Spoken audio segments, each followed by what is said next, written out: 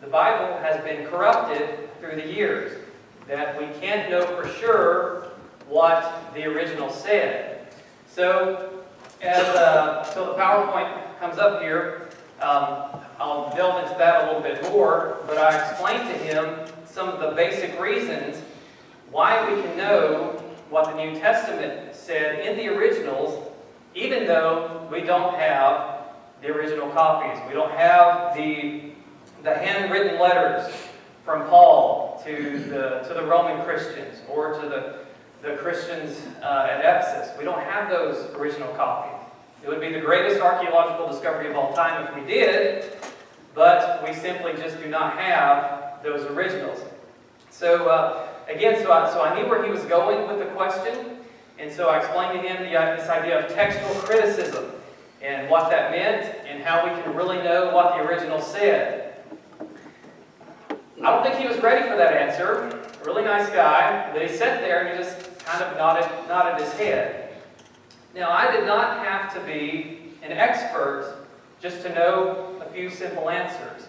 My wife has her PhD in chemistry. Still don't know what she was thinking marrying a dummy like me, but she has her doctorate in chemistry, so you don't have to be someone of that type of intellect in order to share a little bit of this information that we're about to share with you here in a moment. And I guess, okay, so is it reliable? Here is what contemporary American Christianity, American population in general, thinks about the Bible. So you can see the age groups are broken down here, and as you can see, the younger that people get, the less reliable they believe the New Testament to be.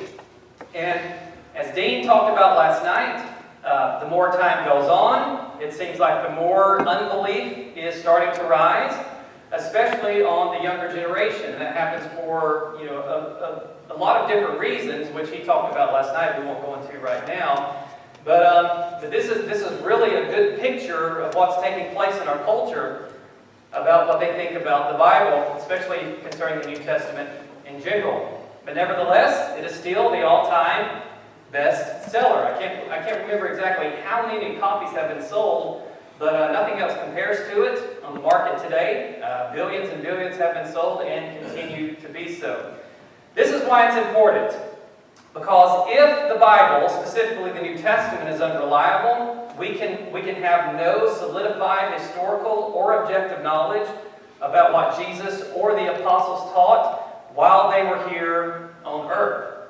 So it's important. So we're going to look at two primary questions here. Number one, is it possible to know if we have an accurate copy of the originals? And the second question we'll look at, is the New Testament fact or is it fiction? First, we're going to look at the idea of earlier manuscripts and more manuscripts when compared to other works from the ancient world. So as you can see here, this is the Greek New Testament written down right here where the arrows are pointing up. So you can see the most critics think that the New Testament was completed anywhere from 50 to 100 AD. The earliest manuscript that was found is found in about 120 or 130 AD. This is known as the John Rylands fragment that is now over in Great Britain at the moment. So from the time it was written and completed to the time of our first manuscript is about 50 years. Now, interestingly, something has come out in the past few years or so. A fragment, a manuscript has been found that was found on the face of a doll mask. And right now, they're testing whether or not it goes all the way back to the 1st century. Now, this would be huge, and they haven't come out and definitively said that as of yet. But from what I've heard, talking to some experts that know experts in the field, that there is a good chance that this fragment from the Gospel of Mark could be dated to the 1st century, which would drive this number and this number back even further. Now, if you compare that to the next closest writing from the ancient world, it's Homer's work, the Iliad. We see it was written in 800 BC. The earliest manuscript copy we have is 400 BC, and that's about a 400-year time gap compared to the New Testament right now of 50, but it could be even later, earlier I should say. Right now, copies from the ancient world of Homer's work is about 1,800 plus. For the New Testament, right now, 5,838 copies. That's just of the Greek.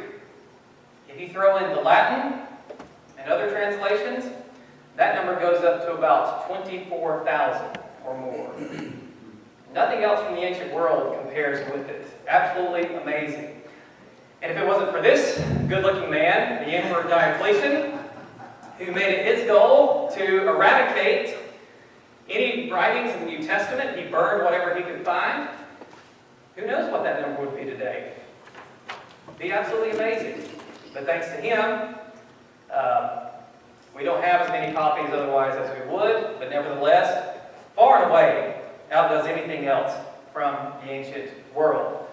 But then we have the early church fathers. This is Justin Martyr, Clement of Rome, Clement of Alexandria, Irenaeus, and so forth. They quoted the New Testament over 36,000 times, to which Mr. Harold Greenlee said that these quotations are so extensive, the New Testament could virtually be reconstructed from them without the use of any New Testament manuscripts. Isn't that amazing? So even if Diocletian would have succeeded and burned all the New Testament copies, we still could have put the whole thing back together with a few verses from 3 John. We don't usually quote 3 John, not to say it's not important, but we do have what is essential. Well, what about more accurately copied manuscripts? So here's kind of the way it works out here. So imagine this is the original, you see up top, and then from the original there's all these copies. Now imagine there's an error in the first word, third letter. Then for copy 2, imagine there is an error in the third word, first letter. Copy 3, and so forth. Copy 4, and so forth. Can we put together what the original said based on this? Absolutely. The New Testament has much fewer variances than this example. That Aaron the atheist last night. Well, what about the 400,000 variants? That's troubling, so I don't believe the Bible. That's an assertion. That's not really an argument, because Aaron the atheist did not really qualify what he meant by 400,000 variants. And in fact, you don't have to believe me, the Christian. You can go to the agnostic skeptic biblical scholar, Bart Ehrman, who said, far and away, the most changes are the result of mistakes, pure and simple. Slips of the pen, accidental omissions, inadvertent additions, misspelled words, blunders of one sort of another, completely insignificant and material of no real importance. Essential Christian beliefs are not affected by textual variants in the New Testament. So why doesn't Bart Ehrman believe? He's an agnostic skeptic. He is on the verge. He's the probably the world's best known Bible critic at this point. And he writes about this all the time. However, it wasn't because of the variants that caused him to lose his faith. It had nothing to do with it. Tucked away in the back of his book, misquoting Jesus, he says it was because of the pain and suffering in the world. Isn't that interesting? Sir Frederick Kenyon, former director of the British Museum, had this to say. He said, the interval then between the original composition and the earliest evidence becomes so in fact negligible, the last foundation for any doubt that the Scriptures have come down to us substantially as they were written has now been removed. The authenticity and the integrity of the New Testament may be regarded as finally established. Interesting. Which just leaves us with what all scholars pretty much will agree on, 99.5% accuracy of the New Testament. This is what we have. We can know what the originals said. Again, unlike anything else from the ancient world. But is the New Testament, is it fact or fiction? This is kind of what it really all hinges on. So we're going to look at 4 lines of evidence. Going back to early evidence here, we can see that this is kind of the timeline. So most people will say that the cross has took place during the year 30 or 30 AD. And again, the skeptics and the critics will like to say that 1 Corinthians was written somewhere around the mid-50s, with Acts in 60. James and Paul also wrote in this area. And then, of course, we have the temple destroyed in 70 AD by the Romans. The critics are saying that the Gospels were written, probably Mark's Gospel was first, so it was written around this time or after, and then Matthew and so forth were written back in the 80s. But interestingly, a scholar came out with a recent study a few years ago that says he dated Mark's Gospel as around the year 40 AD. Somewhere between 37 and 43, so we'll just average it out and put it to 40. So about 7 to 10 years after the time of the cross is when this guy says that the book of Mark was written. Well, why is this important? He's an agnostic. He's not a Bible-believing Christian that attends worship every day and that tries to proselytize to the world to get people to believe on Jesus Christ as Lord and Savior. He's simply an agnostic. James Crossley, I believe he's also from Great Britain. And if his theory is correct, man, this really changes the game. First, my opinion is the New Testament was pretty much completed before 70 AD. And here's my theory why. First of all, nothing about the temple or Jerusalem being destroyed by the Romans is recorded in the New Testament. This would have looked really good for Jesus because he predicted the destruction of the temple in Matthew 24:2. It would have shown that Jesus' prophecy about the destruction was actually real. Second, it just would have made no sense for the apostles to leave out such an event. The ancient writer Josephus that lived during the first century, talking about the destruction, he said that 1.2 million Jews lost their lives in the Roman-Jewish War. Now, you compare that to what Adolf Hitler did. Hitler killed 6 million Jews during the Holocaust, during World War II. The difference, though, is this. In the war with the Romans, a third of the Jewish population was eradicated. They were exterminated. So a far greater percentage of Jews lost their lives with the Romans than they did with Adolf Hitler, even though they were 6 million. So the winner goes to the Romans. And this would be tantamount to writing history of New York City over the past 50 years without mentioning the towers falling on 9/11. My opinion is it doesn't make much sense for them not to include this. So which I believe why the New Testament completed was much earlier, unlike most of the critics. But one of my former college students sitting in class on a Sunday morning last summer said, well, even if you have the Gospel of Mark 7 to 10 years after the time of the crucifixion, that's still 7 years before anybody even wrote it down.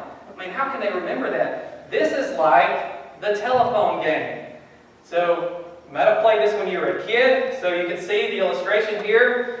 It goes from peas to bees to knees to cheese to fleas.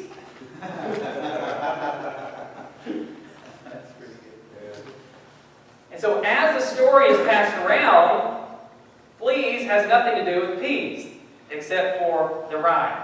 The story is forgotten. So therefore, my student says, can't trust it. There's no way. First, it's totally different than the telephone game. The telephone game, its main intention is to twist the story. So when we get to the last person says what it is, and everybody has a good laugh because you know it's nothing like the original story. Secondly, it's told in a very quiet voice, and it's told in secret from one ear to the next. So therefore, there's no chance to hear the original story before it's whispered to the next person. How does this differentiate from what Jesus and the apostles did? Well, first, they spoke openly, out in public, to where everyone present could hear. Secondly, they spoke the same message many times so that people could memorize it. So, for example, the Sermon on the Mount is included in Matthew and Luke. But that doesn't mean that Jesus spoke it one time and it's recorded by Matthew and Luke, nor does it mean that Jesus spoke it twice, and that was it. Jesus probably spoke it many, many, many, many times so that the people could really grasp it. And number three, they spoke openly, so just in case there were errors, people would be able to correct them. Also in the ancient world, here's why it's not like the telephone game. Additionally, it was not unheard of for a 14-year-old boy to have memorized the entire Old Testament at that time. Absolutely amazing. And this is granted by critics of the New Testament today, and even by Josephus, who talked about memorization back in the ancient times. The reason why they memorized so much was because most of the people were illiterate. They simply couldn't read. So how else are they going to learn unless they memorize it? British theologian N.T. Wright said, if we come to the ministry of Jesus as first century historians and forget our 20th century assumptions about mass media, now we can throw in social media, the overwhelming probability is that most of what Jesus said, he said not twice, but 200 times, with, of course, a myriad of local variations. Oral tradition is nothing like the telephone game. We can trust the New Testament. But what about eyewitness evidence? Well, first of all, it claims to be eyewitness, written by eyewitness testimony. Luke 1:2, it's written by Luke. He said, just as though they were handed down to us by those who from the first were eyewitnesses and servants of the word, 2 Peter 1:16. For we did not follow cleverly devised stories when we told you about the coming of our Lord Jesus Christ in power, but we were eyewitnesses of His majesty. Paul in 1 Corinthians chapter 15, verse 3, he says, for what I received I passed on to you as first importance, that Christ died for our sins according to the Scriptures, that He was buried, that He was raised on the third day according to the Scriptures, and that He appeared to Cephas and then to the 12. After that, He appeared to more than 500 of the brothers and sisters at the same time, most of whom are still living, though some have fallen asleep. Then He appeared to James, then to all of the apostles, and last of all, He appeared to me also as to one abnormally born. The critics say this is before Paul became a Christian. They believe the testimony. Bart Ehrman believes the testimony that Paul probably received this information 1 to 2 years after the crucifixion took place. This is huge. So if the critics are right, and Paul wrote this in the mid-50s, he had already had this information 1 to 2 years after Jesus had been crucified. And he was given this information by eyewitnesses. Book of Acts records 35 miracles among 84 historical facts. Luke alone, he names 11 historically confirmed leaders in the first chapter. We add John's Gospel into the mix, we come to 140 historically confirmed details. Why is this important? Because if they can't get the names of people, locations, and times correct, why should we trust anything else that it says? We simply can't do it. Sir William Ramsay, former historian and archaeologist, said this, I began with a mind unfavorable to it, the New Testament. I found myself often brought into contact with the book of Acts as an authority for the topography, antiquities, and society of Asia Minor. Various details in the narrative showed marvelous truth. Amazing. What about the idea of embarrassing testimony? Well, first of all, minor details weren't harmonized. For example, the number of angels at the tomb. One gospel says there was one angel. The other gospel said there were 2 angels. Seems like at first a contradiction. However, it's really not. Because it would only have been a contradiction if the gospel that said there was one angel at the tomb said there was only one angel at the tomb. But he didn't.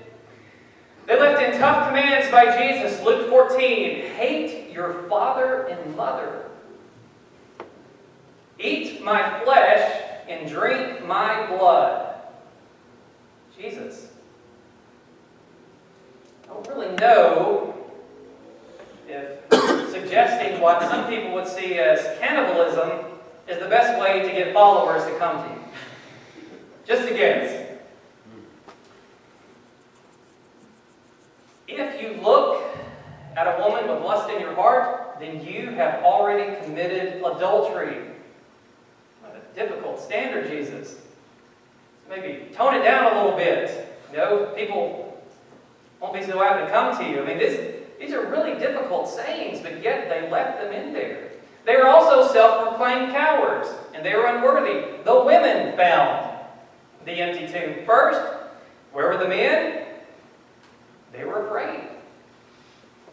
They were in some upper room somewhere, afraid for their lives, while the brave women found the empty tomb. And of course, get behind me, Satan. Jesus was talking to Peter. Sure, he could have probably asked Matthew and the other gospel writers, I think you could leave that Satan part out of there. He said, get behind me, man. Might have been a little bit easier for Peter to handle, but they left it in. They talked about their betrayal. Even the critic, Bart Ehrman himself, says, yes, I imagine the betrayal is authentic. Embarrassing testimony by the critics. They will say, this is a very good reason to accept this as authentic, embarrassing testimony. Would have been a lot easier for them to say, no, we were the brave men. We didn't care what anybody thought about us. We didn't care if we were going to get killed. We're going to go down there to that tomb.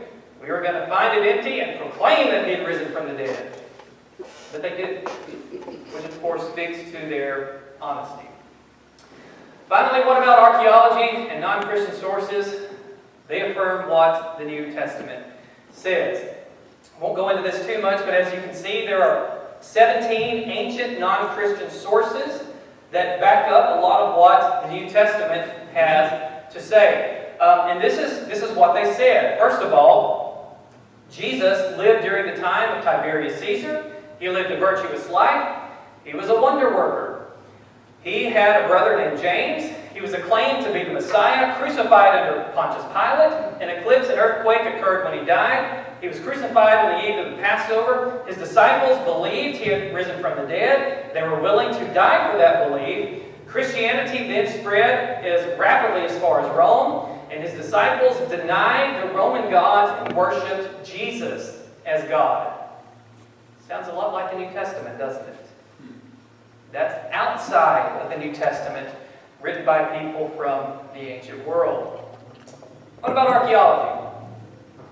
Nelson Gluck, a Jewish archaeologist, said, no archaeological discovery has ever controverted a biblical reference.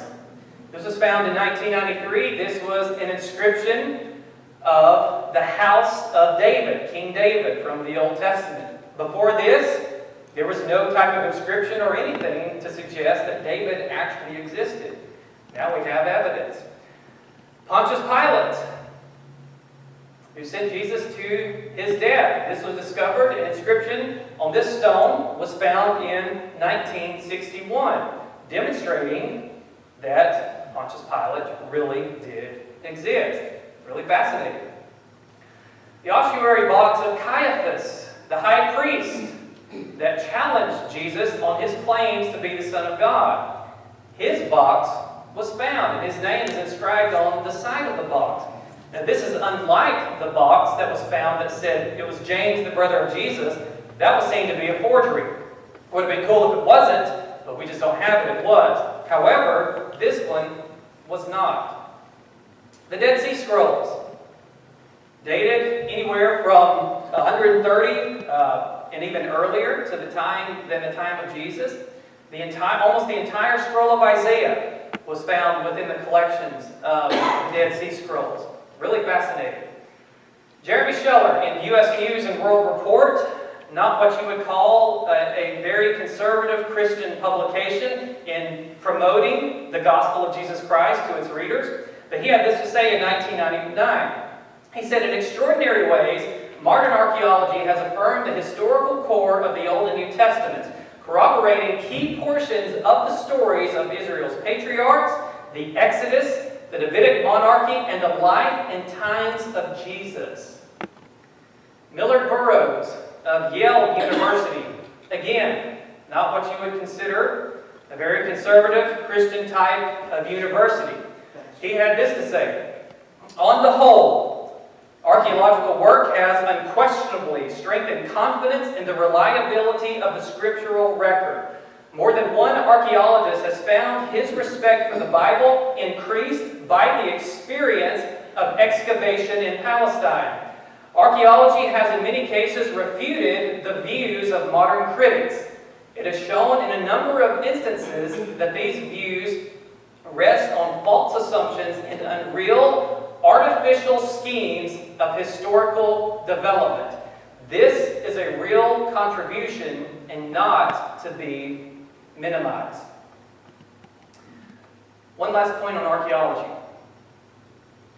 The Book of Mormon claims that close to 1 million people died in a great battle up somewhere in New York State, long, long ago.